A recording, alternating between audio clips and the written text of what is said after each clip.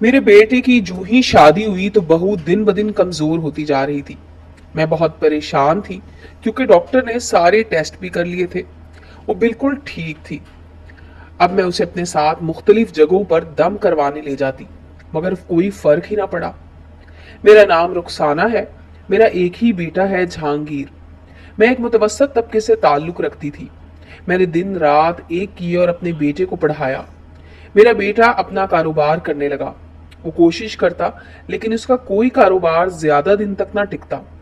مجھے بھی مایوسی ہونے لگی لیکن میرے بیٹے نے ہمت نہ ہاری اور محنت جاری رکھی۔ ایک دن میں اپنی بہن راشدہ کے گھر سے آ رہی تھی کہ میرا گزر ایک ویرانے سے ہوا۔ میں بھی اپنے گھر کی طرف قدم بڑھانے لگی۔ میں نے وہاں دیکھا کوئی نظر نہیں آ رہا تھا لیکن رونے کی آوازیں سنائی دے رہی تھی۔ میں ڈرتے ڈرتے آگے بڑھی تو دیکھا کوئی لگ بھگ 20 سال کی لڑکی ہے جو اپنا چہرہ گھٹنوں میں چھپائے رو رہی ہے۔ میں پہلے تو ڈر گئی اور بولی، بیٹی رات کا ٹائم تم اس ویرانے میں کیا کر رہی ہو؟ میری بات پر اس وجود میں حرکت ہوئی۔ لڑکی نے چہرے سے نقاب ہٹایا اور بے تحاشا رونے لگی۔ میں نے اسے چپ کرانے کی کوشش کی اور ساری بات پوچھنے لگی۔ اس لڑکی پر مجھے بے تحاشا ترس آ رہا تھا جو رات کے اس وقت اکیلی اتنی سنسان جگہ پر موجود تھی۔ میں نے اس سے گھر والوں کا پوچھا تو وہ روتے ہوئے بولنے لگی، میرا نام شہزادی ہے، میں گاؤں سے ہوں، میرے اماں ابا نے مجھے گھر سے نکال دیا ہے، وہ میری شادی ایک بوڑھے آدمی سے کرنا چاہتے ہیں۔ میرے ابا نے اس بوڑھے آدمی سے قرض لیا تھا جس کے عوض وہ میرا سودا کر رہے تھے۔ میں نے اماں ابا کے پاؤں پکڑے لیکن انہوں نے مجھ پر رحم نہ کھایا اور مجھے گھر سے باہر نکال دیا۔ وہ اپنی آپ بیتی اپنا درد مجھے سناتی سسکیوں میں رونے لگی۔ میں نے اسے اپنے سینے سے لگایا اور تسلی دی کہ بیٹا، اللہ تمہارے ماں باپ کو ہدایت دے، آ جاؤ میرے ساتھ، میں تمہیں تمہارے ماں باپ کے پاس لے جاؤں گی اور ان کو سمجھاؤں گی۔ میں نے شہزادی کو وہاں سے اپنے ساتھ لیا اور اپنی بہن راشدہ کے گھر آ گئی۔ راشدہ نے مجھ سے شہزادی کے بارے میں پوچھا۔ میں نے اسے من وان ساری کہانی سنائی۔ وہ بھی جوان لڑکی پر ترس بھری نگاہوں سے دیکھنے لگی۔ میری کوئی بیٹی نہ تھی لیکن مجھے شہزادی کو دیکھ کر بے تحاشا دکھ ہوا۔ میں نے اگلی صبح اس کے بتائے گئے پتے پر اس لیے آ پہنچی اور دروازہ کھٹکھٹایا تو وہاں سے ایک نوجوان لڑکا باہر نکلا۔ شہزادی اسے دیکھتے ہی میرے پیچھے چھپ گئی۔ میں نے اسے پوچھا کہ کیا یہ تمہارا رشتہ دار ہے؟ تو شہزادی نے کہا۔ اس نوجوان سے اپنے ماں باپ کے بارے میں پوچھنے لگی۔ نوجوان نے ہمیں بتایا کہ وہ تو کل ہی گاؤں چھوڑ کر جا چکے ہیں، یہ مکان ہمارا ہے۔ اس نوجوان کی باتیں سن کر جہاں شہزادی غمزدہ سی آنسو بہانے لگی، میں بھی قسمت کی ستم ظریفی پر حیران ہوئی۔ اتنی پیاری بچی کے ساتھ کوئی ایسا کیسے کر سکتا ہے؟ میں دل میں اس کے والدین کو سوچتی، شہزادی کو اپنے ساتھ لیے اپنے گھر لے آئی اور شہزادی کو گھر آئے میرا بیٹا بھی اسی وقت دکان سے گھر آیا تھا۔ میرے ساتھ شہزادی کو دیکھ کر ناگواری سے دیکھا، اپنے چھوٹے سے کمرے کی طرف بڑھ گیا۔ میرا گھر زیادہ بڑا نہیں تھا۔ میں نے شہزادی کو اپنے کمرے میں بٹھایا اور جہانگیر کے کمرے میں چلی آئی۔ جہانگیر بہت غصے میں چیزیں الٹ پلٹ کر رہا تھا۔ میں نے گہرا سانس بھرا، میں جانتی تھی کہ جہانگیر کو لڑکیوں سے خصوصی چڑ تھی، وہ اپنے آپ میں رہنے والا شخص تھا۔ میں اس کے پاس بیٹھی اور متانت سے اسے سمجھانے لگی کہ بیٹا میں کیوں ایسا کر رہی ہوں۔ اس نے کہا کہ امی جان، یہ لڑکی کون ہے جسے آپ ہمارے گھر لے آئی ہیں؟ میں نے اس کی بات سنی اور بولی، بیٹا وہ لاوارث ہے، اس کے ماں باپ نہیں ہیں، اس لیے میں اسے یہاں لائی ہوں۔ میری بات سن کر جہانگیر اٹھ کھڑا ہوا اور جانے لگا۔ میں نے اسے روکا تو وہ بولا کہ اماں آپ بہت بھولی ہیں، آپ کو کیا پتا کیسے لوگ فراڈ کرتے ہیں، کیا پتا یہ لڑکی بھی فراڈ ہو، بتائیں پھر ہم کیا کریں گے، کہاں جائیں گے؟ میں نے اسے سمجھایا اور اپنی قسم دی، تب جا کر اس نے شہزادی کو گھر میں رکھنے کے لیے حامی بھری۔ میں اب پرسکون تھی کہ کم از کم شہزادی میرے ساتھ رہے گی، اسے کوئی نقصان نہیں پہنچا سکے گا۔ لیکن وہ کہتے ہیں نا کہ وقت اور قسمت کا کیا پتا کب بدل جائے۔ وقت گزرنے لگا، کسے پتہ ہی نہ چلا۔ شہزادی کو میرے پاس آئے 3 ماہ ہو گئے تھے۔ وہ میرے ساتھ کام میں ہاتھ بٹاتی اور میری خوب خدمت کرتی، مجھے تو جیسے رب نے ایک بیٹی دے دی تھی۔ شہزادی مجھے کسی کام کو ہاتھ نہ لگانے دیتی، راتوں کو اٹھ کر میرے پاؤں دباتی، نیز اس نے ہر طرح سے میرا خیال رکھا۔ میں بہت خوش تھی اسے دیکھ کر شہزادی کے لیے، جتنا میں شہزادی کے لیے خوش تھی اتنا جہانگیر کے لیے پریشان بھی۔ اسے اب شہزادی سے پہلے جیسی پرخاش تو نہ تھی لیکن شہزادی پھر بھی اس کے سامنے آنے سے کتراتی تھی۔ میں نے بہت کوشش کی وہ جہانگیر کا ڈر بھلا دے لیکن وہ بھی اپنے نام کی ایک تھی۔ اس کے یہاں آنے کے بعد میں نے ایک چیز پر تجزیہ کیا تھا کہ شہزادی اب جہانگیر کو بری نہیں لگتی تھی۔ میں نے اس کی نظروں میں پسندیدگی دیکھی تھی۔ میں نے اسے راستے پر لانے کا سوچا۔ میں نے اپنے محلے کے رشتے والی سے شہزادی کے رشتے کی بات چلانے کا کہا۔ اس نے میرے مطابق میرے گھر رشتہ بھیج دیا۔ رشتے والوں کو شہزادی پسند آ گئی تھی۔ انہوں نے باقاعدہ رسم کرنے کا کہا اور اگلے ہفتے آنے کا بول کر چلے گئے۔ پر جہانگیر کو جب یہ پتا چلا تو اس کے غصے کا گراف بڑھنے لگا۔ فوراً میرے کمرے میں چلا آیا اور بولا کہ اماں میں شہزادی سے شادی کرنا چاہتا ہوں۔ میں اس کی بات پر اسے گھورنے لگی اور بولی تو اس بچی سے خار کھاتا ہے اور اب کیسے شادی کی بات کر رہا ہے؟ میری بات سن کر وہ میرے پاس بیٹھا اور قطعی انداز میں بولا کہ شہزادی کی شادی صرف مجھ سے ہوگی، میرے علاوہ اور کسی سے نہیں۔ جہانگیر اپنی بات بولتا میرے کمرے سے نکلتا چلا گیا۔ پیچھے سے میں اس کی باتوں پر مسکرانے لگی۔ جہانگیر تو مان گیا تھا، لیکن اب سب سے بڑا مسئلہ شہزادی کی رضامندی کا تھا۔ میں جانتی تھی کہ وہ شروع سے ہی جہانگیر سے خوفزدہ رہتی ہے۔ گویا اس کے ساتھ پوری زندگی گزارنا بہت بڑا فیصلہ تھا۔ میں نے اگلی صبح نماز کے بعد شہزادی کو اپنے پاس بلا کر بٹھایا اور متانت سے اسے سمجھانے لگی۔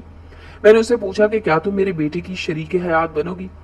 میری بات پر شہزادی نے جھٹکے سے سر اٹھایا جیسے اسے کرنٹ لگا ہو۔ وہ نفی میں سر ہلانے لگی۔ شاید شہزادی اب بھی خوفزدہ تھی۔ میں نے اسے سمجھایا کہ جہانگیر پر انہیں بس اپنی پھپھو کی وجہ سے اسے لڑکیوں سے نفرت تھی۔ اس کی پھپھو نے بہت بڑا کام کیا تھا جس بنا پر خاندان سے بے دخل کر دی گئی تھی۔ جہانگیر بھی انہی کا خون ہے، وہ بس عورت کے کردار کو نہیں سمجھ پاتا، اس لیے دور رہتا ہے۔ میری باتوں سے اس کے دل پر لگی گرا تو چھٹ گئی۔ میں نے اس سے وعدہ کیا کہ کبھی اس کے ساتھ ناانصافی نہیں ہونے دوں گی۔ میری بات سن کر وہ میرے گلے لگ گئی اور بولی میں آپ کو کیسے انکار کر سکتی ہوں اماں، آپ تو میری محسن ہیں۔ آپ نے تو اس وقت میرا ساتھ دیا جب میں اپنے ماں باپ مجھے چھوڑ چکے تھے۔ میں بہت خوش تھی کہ رب نے مجھے ایسی نیک سیرت بہو عطا کی ہے۔ میں نے شادی زیادہ دھوم دھام سے تو نہیں لیکن بہت خوشی سے کی۔ محلے کے تمام گھروں میں دعوت دی اور ان کو بھی اپنے گھر کی پہلی خوشی میں شامل کیا۔ شادی کے بعد ہی جہانگیر نے شہزادی کا بہت خیال رکھا، اس کے کھانے پینے کا بھی بہت خیال رکھتا۔ لیکن ایک بات مجھے اندر ہی اندر کھائے جا رہی تھی، وہ تھی شہزادی کی صحت۔ شہزادی کی کمزوری بڑھتی جا رہی تھی۔ وہ تھوڑا سا کام بھی کرتی تو کانپ جاتی۔ میں نے ہر نسخہ آزما لیا لیکن اس کی طبیعت میں کوئی سدھار نہ آیا۔ شہزادی کی صحت دن بدن گرتی جا رہی تھی۔ میری بہو بہت خوبصورت تھی، اس کی آنکھیں کسی کو بھی گرویدہ کر لیتی۔ جہانگیر میری شہزادی سے عمر میں تھوڑا زیادہ تھا لیکن وہ میری شہزادی کا پورا خیال رکھتا۔ مجھے یاد ہے شادی کا وہ دن جب میری بہو دلہن بن کر میرے گھر میں آئی، میں بہت خوش تھی۔ میری بہو بہت سلیقہ شعار تھی۔ شادی کے بعد اس نے مجھے کوئی پریشانی نہ دی، بالکل خاموش رہنے لگی۔ جو کام میں اسے کرنے کا کہتی وہ خاموشی سے کر دیتی اور چلی جاتی۔ مجھے اس کی فکر رہنے لگی۔ میں نے کافی حکیموں سے بھی اس کی دوائیاں لیں پر کوئی فرق نہ پڑا۔ میری بہو کی صحت گرتی جا رہی تھی۔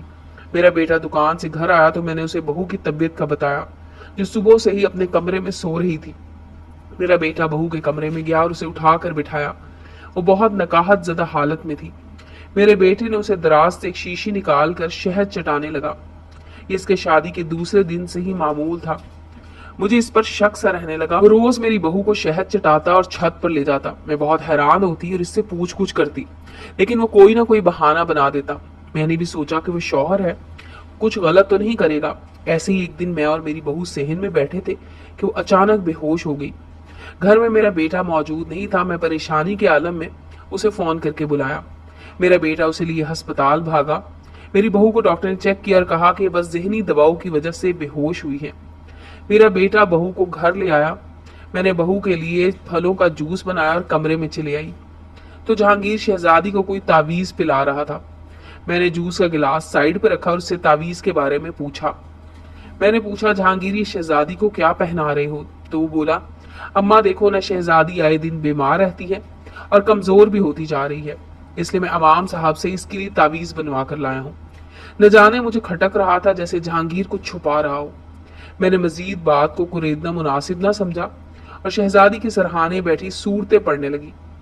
میں نے تمام خدشات کو جھٹک دیا۔ اس وقت صرف شہزادی کی صحت اہمیت رکھتی تھی۔ اگلے دن تک شہزادی کی طبیعت کچھ بہتر تھی۔ میں ظہر کی نماز پڑھ کر باہر آئی تو دیکھا جہانگیر کل والا شاپر لے کر باہر جا رہا تھا۔ میں فکر مند ہوئی کہ کیوں جہانگیر ایسا کرتا ہے۔ جہانگیر کی شادی کچھ دنوں بعد سے ہی یہ روٹین تھی کہ وہ ہر منگل کے دن دال والا شاپر لے کر کہیں جاتا تھا۔ میں بہت دفعہ اس سے پوچھ چکی تھی کہ جہانگیر تم یہ دالیں کہاں لے کر جاتی ہو، تو کہتا کہ اماں بس کسی کو ضرورت ہے۔ پھر اسی طرح کی حرکتیں کرتا اس نے مجھے یہ سوچنے پر مجبور کر دیا کہ وہ کچھ غلط کر رہا ہے۔ آج اتوار کا دن تھا، جہانگیر گھر ہی تھا۔ میں کچن سے نکل رہی تھی کہ میں نے دیکھا جہانگیر شہزادی کو اپنے ساتھ لیے چھت پر جا رہا تھا۔ میری چھٹی اس نے کچھ غلط ہونے کا اشارہ کیا۔ میں بھی فوراً اس کے پیچھے سیڑھیاں چڑھنے لگی۔ میں جیسے ہی چھت پر پہنچی اور جو منظر میں نے اپنی گناہگار آنکھوں سے دیکھا، مجھے ایسا محسوس ہوا کہ کسی نے میرے پیروں تلے سے زمین کھینچ لی ہو۔ میرے سامنے جہانگیر نے شہزادی کو ایک گھیرے میں لٹایا ہوا تھا، لیکن میری روح یہ دیکھ کر فنا ہو گئی کہ شہزادی ہوش میں نہیں تھی۔ اس کی آنکھیں بند تھیں اور جہانگیر اس کے سامنے بیٹھا کچھ پڑھ رہا تھا۔ جہانگیر نے کچھ پڑھ کر شہزادی پر پھونکا اور دیکھتے ہی دیکھتے شہزادی کا وجود ہوا میں معلق ہو کر رہ گیا۔ میری اس منظر کو دیکھ کر چیخیں نکل گئیں۔ میرے چیخنے کی آواز پر جہانگیر نے میری طرف دیکھا تو اس کی رنگت زرد پڑ گئی۔ اس نے کہاں سوچا تھا کہ ایسا کچھ ہوگا۔ میں اس کے سامنے آئی اور زور سے چماٹ اس کے چہرے پر ماری۔ پاگل سا لگ رہا تھا۔ میں نے اس کے منہ پر تھپڑوں کی بارش کر دی۔ وہ بھی بنا کچھ بولے کھڑا رہا۔ میں نے اسے کہا کہ نامراد بے غیرت انسان، یہ سب کیا کر رہے تھے؟ تمہاری ہمت کیسے ہوئی ایک مظلوم کے ساتھ اتنا گھناؤنا کھیل کھیلنے کی؟ ابھی کے ابھی شہزادی کو ٹھیک کرو ورنہ میں بھول جاؤں گی کہ تم میری اولاد ہو۔ اس نے فوری طور پر کچھ پڑھا۔ شہزادی کا وجود اس گھیرے میں سے باہر آ گیا۔ اب بتاؤ گے کہ ایسے ہی بت بنے کھڑے رہو گے؟ میری بات سن کر رونے لگا اور ساری بات بتانے لگا۔ میں خاموشی سے اسے سن رہی تھی۔ میں نے جب اس لڑکی کو دیکھا تو مجھے اس میں عجیب کشش محسوس ہوئی۔ میں نے خود کو روکنے کی کوشش کی، اس کے قریب جانے سے روکا، لیکن ناکام رہا۔ ہمارے نکاح کے بعد مجھے جیسے موقع مل گیا اپنی چاہت پوری کرنے کا۔ آخر کب تک ایسی زندگی گزارتا؟ میں تھک گیا تھا۔ میں پچھلے 6 ماہ سے کتاب پڑھ رہا تھا جو عملیات کی تھی۔ اس میں پڑھا تھا کہ کس طرح 40 دن کا چلہ کرنے سے اور قبرستان میں کیڑوں کو دالیں ڈالنے سے کسی بھی انسان کو قابو کیا جا سکتا ہے۔ میں نے اس میں پڑھا تھا کہ اگر کوئی لڑکی نکاح میں آ جائے تو شوہر اس کی طاقت کیسے حاصل کر سکتا ہے۔ یہی عمل میں نے کیا اور شہزادی کمزور ہوتی گئی۔ میں اسے روز عمل کرتا، شہد کھلاتا اور اس کی طبیعت خراب ہو جاتی۔ اس کی طاقت مجھ میں منتقل ہونے لگی تھی۔ میں بس کسی بھی طریقے سے طاقتور بننا چاہتا تھا۔ جہانگیر کی ساری بات سن کر مجھے بہت دکھ ہوا کہ یہ میری اولاد ہے۔ میں نے دوبارہ اسے تھپڑوں سے سرخ کیا اور بولی، ضرور کوئی گناہ کیا تھا جو تجھ جیسی اولاد ملی۔ یہ بول کر شہزادی کے پاس آئی جو اب بھی بے ہوش تھی۔ میں نے اس کے چہرے پر پانی کے چھینٹے مارے اسے ہوش دلایا۔ شہزادی کو میں نے بتایا، وہ روتے ہوئے میرے سینے میں چھپ گئی۔ میں نے بھی اس کے دکھ کو تھاما اور اس کے ساتھ رونے لگی۔ آخر ہم دونوں کو ہی دھوکہ ملا تھا۔ میں نے شہزادی کو لیا اور اپنے گھر سے نکلتی چلی گئی۔ جہانگیر ہمارے پیچھے آیا لیکن میں نے دھمکی دی اور اسے واپس بھیج دیا۔ میں نہیں چاہتی تھی کہ جہانگیر کے ساتھ شہزادی کو رکھ کر کسی اور گناہ کی مرتکب ہوں۔ کبھی کبھی ہم کسی کی بھلائی کے چکر میں اس شخص کو ایک ایسی کھائی میں دھکیل دیتے ہیں جہاں سے واپسی پر زندگی کی ضمانت بھی باقی نہیں رہتی۔ اپنے غیروں کا فرق مٹ جاتا ہے، رہ جاتا ہے تو صرف مطلبی انسان طاقت کے نشے میں دھت رشتوں کی پہچان کھو دیتا ہے۔ امید ہے دوستوں سٹوری اچھی لگی ہوگی۔ چینل کو لائک اور سبسکرائب کریں اور بیل آئیکن کا بٹن دبانا مت بھولیں تاکہ ہر نئے آنے والی سٹوری کا نوٹیفیکیشن آپ کو مل سکے۔ ملتے ہیں اگلی سٹوری کے ساتھ۔